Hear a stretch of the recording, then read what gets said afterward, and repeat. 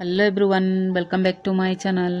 आज के इस वीडियो में मैं आपसे शेयर करूंगी पुराने मिट्टी के मटके को किस तरह से गार्डनिंग में यूज कर सकते हैं। देखने में कितना ज़्यादा खूबसूरत दिखाई देती है, तो आप अपनी गार्डनिंग में इस तरीके से प्लांटर्स की लुक दे सकते हैं। किसी प्रकार की प्लांट्स को लगा सकते हैं, देखने में भी बहुत ज़्यादा खूबसूरत दिखाई देगी। पुरानी मटके को यूज करना चाहते हैं तो चलिए फ्रेंड, मैंने इस पुरानी मटके को किस तरीके से तैयार करी हूँ। तो देखिए यहाँ पर मेरे हाथ में देख सकते हैं, इस मटके को मैं अपनी गार्डनिंग में यूज करना चाहती हूँ और इसमें काफी खूबसूरत प्लांट्स भी लगा सकती हूँ। आपके पास भी अगर इस तरीके से पुरानी मटके अगर घर पर रखा हुआ होगा तो यूज कर सकते हैं। तो देखिए फ्रेंड, सबसे पहले आपको इस तरीके से प्लास्टिक बास्केट लेना होगा, उसके ऊपर इस तरीके से रखना होगा। क्योंकि फ्रेंड ये जो मिट्टी के मटके होते हैं काफी नाजुक होते हैं, जमीन में जो है इसका बैलेंस नहीं होता है, इसलिए फ्रेंड आपको नीचे से सपोर्ट देके इस तरीके से रखना होगा। इसके ऊपर जो है प्रेशर नहीं पड़ेगी, बहुत आसानी से इसके ऊपर हम काम कर पाएंगे। काफी पुराना ये मटका होने की वजह से काफी गंदा भी हो चुका है। आपके पास के अगर मटका अगर इतना ज्यादा गंदा नहीं हुआ होगा या फिर इस तरीके से काला नहीं पड़ा होगा तो इस तरीके से सैंड पेपर से घिसाई करने की जरूरत नहीं पड़ेगी। लेकिन ये जो मटका है काफी पुराना और काफी खराब होने की वजह से सैंड पेपर लेके पूरी तरह से क्लीन कर रही हूँ। कलर पेंट करूँ ताकि देखने में बहुत खूबसूरत दिखाई दे। अगर आपके पास के मटके अगर इस तरीके से हुआ होगा तो आप इस तरीके से सैंड पेपर लेके क्लीन कर सकते हैं। अगर मटका नया होगा तो और अच्छा है, आपको ज्यादा मेहनत करना नहीं पड़ेगा, डायरेक्ट आप इस तरह से ले सकते हैं। ध्यान रखें, दोबारा फिर आपको मैं बता रही हूँ, मटके को डायरेक्ट जमीन में बिल्कुल भी रखना नहीं है। अगर थोड़ा सा मटके के ऊपर अगर हम प्रेशर देंगे तो मटका जो है क्रैक हो सकती है। तो आप इस तरीके से प्लास्टिक पॉट्स को लेके भी रख सकते हैं, उसके हिसाब से भी आप मार्किंग कर सकते हैं। देखिए मेरे हाथ में इस तरीके से चौक है जो कि मैं मार्किंग कर रही हूँ। चाहे परमानेंट मार्कर में अगर करना चाहे वो भी कर सकते हैं। इस तरीके से पहले आपको नाप लेना है। देखिए फ्रेंड, क्योंकि हमें गोलाई शेप में कट करके निकालना है, इसलिए आपको इस तरीके से गोलाई आकार में पहले आपको इस तरह से मार्किंग करना होगा। चाहे आप कम करना चाहते तो भी कर सकते हैं। इस तरीके से आपको लोहे की ब्लेड लेना होगा। यहाँ पे देखिए हमारे घर पर इस तरीके से लोहे की ब्लेड होती है, इस तरह से ले सकते हैं। ब्लेड को पकड़ने के लिए सबसे पहले मैं अपने हाथ को इस तरह से कपड़े से लपेटी हूँ ताकि मैं काटते समय मेरे हाथ को किसी प्रकार की नुकसान ना हो। क्योंकि फ्रेंड ब्लेड में दोनों तरफ से धार होती है। उस मार्किंग के ऊपर आपको इस तरह से ब्लेड लेके आपको इस तरह से घसना होगा। देखिए यहाँ पर थोड़ा टाइम लग सकती है फ्रेंड, अगर आप इस तरीके से करते रहेंगे तो धीरे धीरे देखेंगे वो कटते चली जाएगी। देख सकते हैं यहाँ पर मैं किस तरीके से कर रही हूँ। हमारी हाथ को भी बचाव करना बहुत जरूरी है।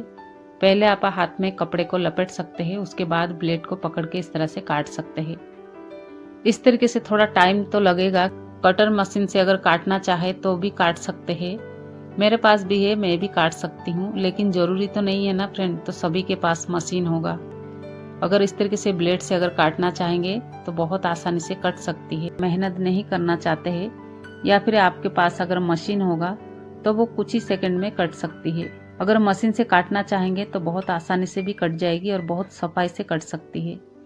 इस तरीके से चौक से मार्किंग करके आप मशीन से भी काट सकते हैं। मैंने ब्लेड में ही इस तरीके से कट लगाई हूँ यहाँ पे देखिए, लेकिन बाकी हिस्सा देख सकते हैं यहाँ पर पूरी तरह से कट नहीं हुई है, लेकिन मैंने यहाँ पर गोल गोल घुमाते हुए ब्लेड के साथ इस तरह से मैंने कर चुकी हूँ। कुछ 50% हिस्सा मैंने ब्लेड से इस तरह से कट कर चुकी हूँ, यहाँ पे देख सकते हैं, लेकिन पूरी तरह से कट नहीं हुई है।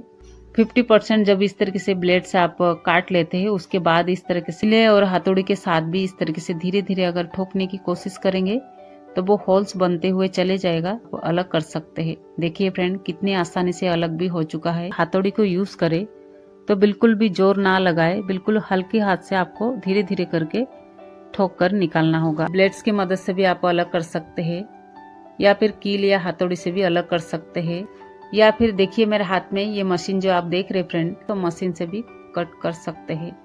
इस तरीके से दो हिस्से करने के बाद किनारियों में अगर फिनिशिंग करना चाहते हैं तो भी कर सकते हैं, या फिर मशीन से करना चाहे तो भी कर सकते हैं।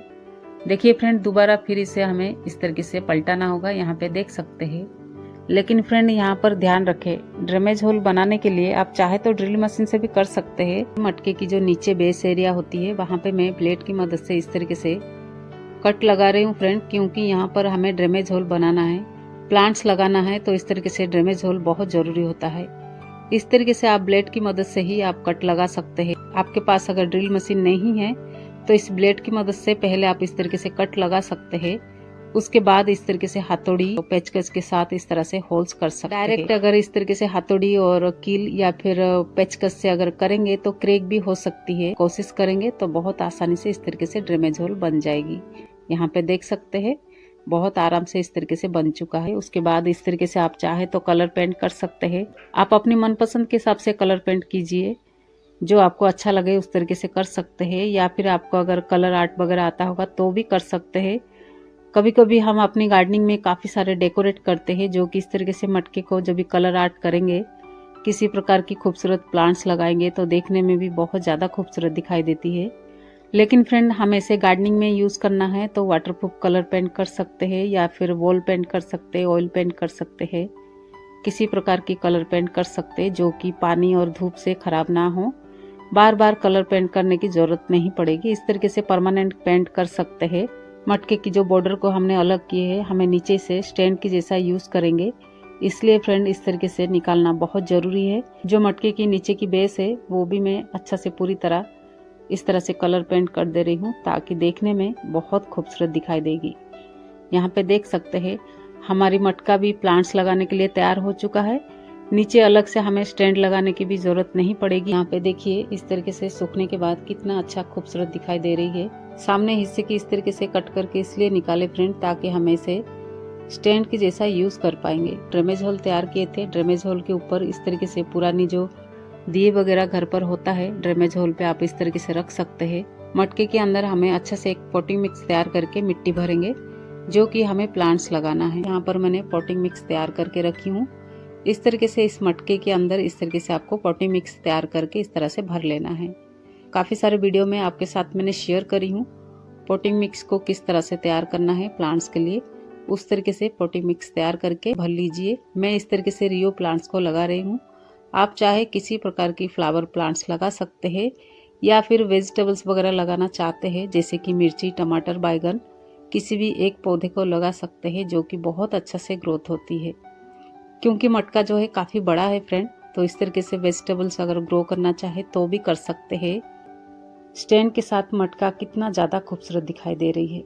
आप भी ज़रूर पुरानी मटके को इस तरीके से गार्डनिंग में यूज़ कर सकते हैं। तो चलिए फ्रेंड, आज की इस वीडियो को यहीं ख़त्म करते हैं। वीडियो पसंद आए तो लाइक ज़रूर कीजिए। चैनल पर पहली बार होंगे तो सब्सक्राइब करना ना भूलिए।